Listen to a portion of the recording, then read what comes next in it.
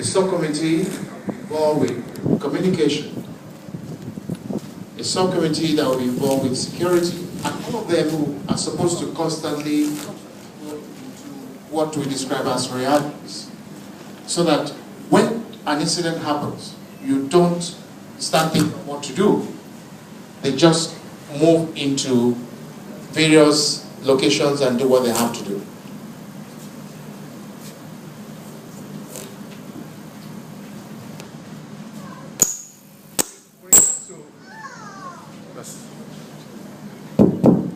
When it gets to scene management, in any scene you have the first responder. Ideally, the first responder most times will be the police. Unfortunately, when we have disasters, the first responders are usually the area boys and people who just want to have a look. And many of them are preoccupied with wanting to see what they can steal from the victims, which is unfortunate. Ideally, the first responders is or are supposed to secure the entire area, prepare the place for subsequent scene management. In an ideal situation, the team from the mass disaster group will go to the scene, inspect the scene, evaluate, monitor whatever is going on.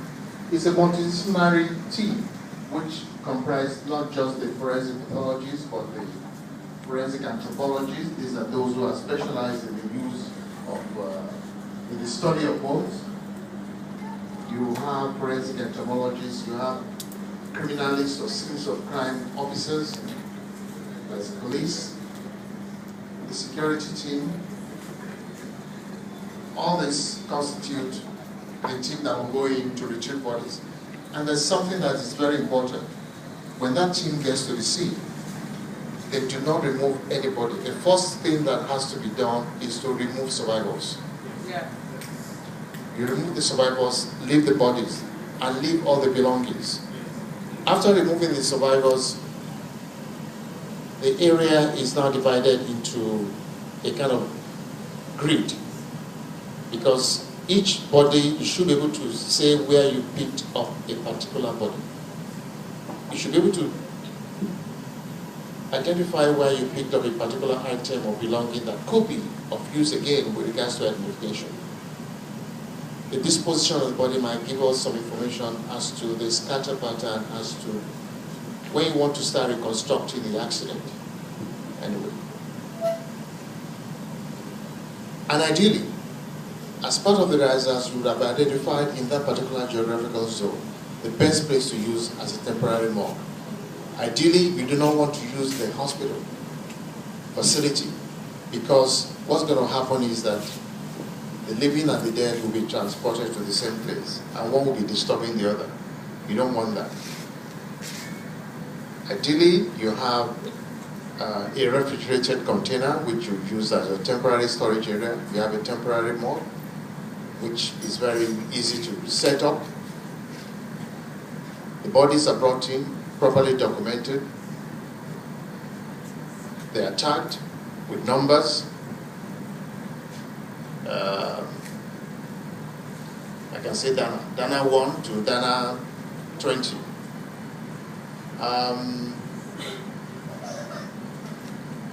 And the next thing will be for the X-ray team. I use the word X-ray to make it very elementary.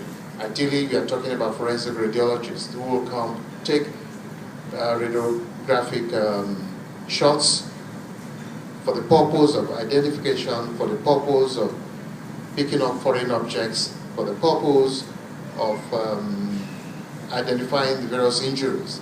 For that particular case, we had the professor heading the radiology department who took charge of that area, Professor Osaya.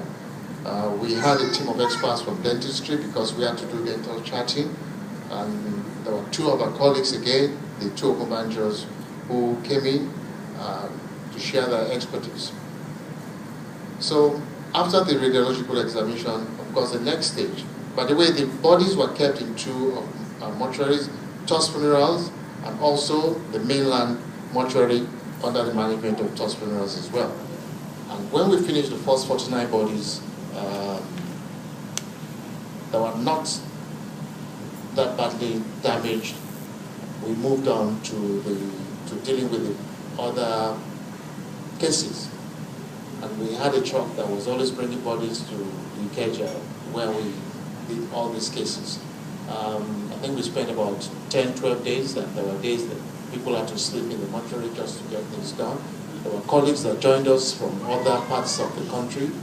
One colleague from Ibadan, one from Ife, and one from Abuja, in addition to our postgrads. Now, after the radiology, the next thing is the proper autopsy, when we had to go through, examine the bodies in details. The next thing was to move the bodies on to the forensic odontologist who did the dental charting, made all the recordings. Family members who had dental x-rays to share with us, they sent them, and we were able to convince people as to why certain things had to be done. People were very, very anxious. They were almost bordering on being nasty to the team. But well, we were able to cool the nerves and calm nerves, and then did whatever we had to do. There was a counseling station that was set up, and people went there. We had also another area set up for the purpose of communication. We had another center set up for the collection of samples from relations for the purpose of DNA. This is the place where we collected DNA reference samples, and I think we had about over 300 samples that we collected for family members. And after that, after the autopsy and the dental work, the bodies were moved back to the mortuary where the bodies were cleaned and embalmed and put in body bags, awaiting formal identification. And we held on to the bodies until we had the results of the DNA, which we had to do abroad. But locally, we were able to examine human tissue, which is histology. We collected some samples, blood, urine, some bone marrow, which we sent abroad for toxicological examination. That's looking for various chemicals. I won't get into the details of the findings, but some of them made interesting.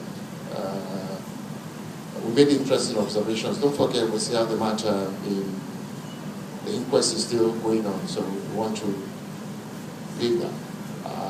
Eventually, we got the result of the DNA, and then we were, through the Identification Commission, we were able to identify who and who. And like I said earlier on, about 98% success was achieved in regards to the identification. And after that, bodies were being released to the various family members. As of now, we have about 3 bodies that are yet to be released. I recall a particular case that where all we had were just bone fragments, but we were able to assign a name to these things. Yes, there was a crash. So why do you want to do an autopsy? It's important. You want to, apart from determining the identity of the victim, you want to, it might give you a clue as to the nature of the injuries or whether somebody had died before the crash on the ground, whether it was death in mid-air, whether the person had been thrown out, and how did this person come about the injuries. And lawyers can be funny at times. They want to know, will this person have suffered, and for how long did the person suffer, how long was the person in the fire. These are issues bordering on insurance later on. You can understand why some people might not want. I'll leave that. You want to also determine the cause of the accident. You want to work with accident investigators and share information and try to relate the injuries on bodies to specific locations in the plane. Perhaps the things we learned might help us to avoid future accidents. But now, are we ready?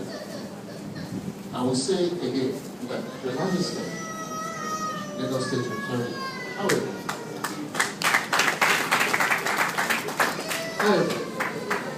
we need to have the right legislation in place. We're lucky in Lagos State because we had the Lagos State Coronal Systems Law of 2007.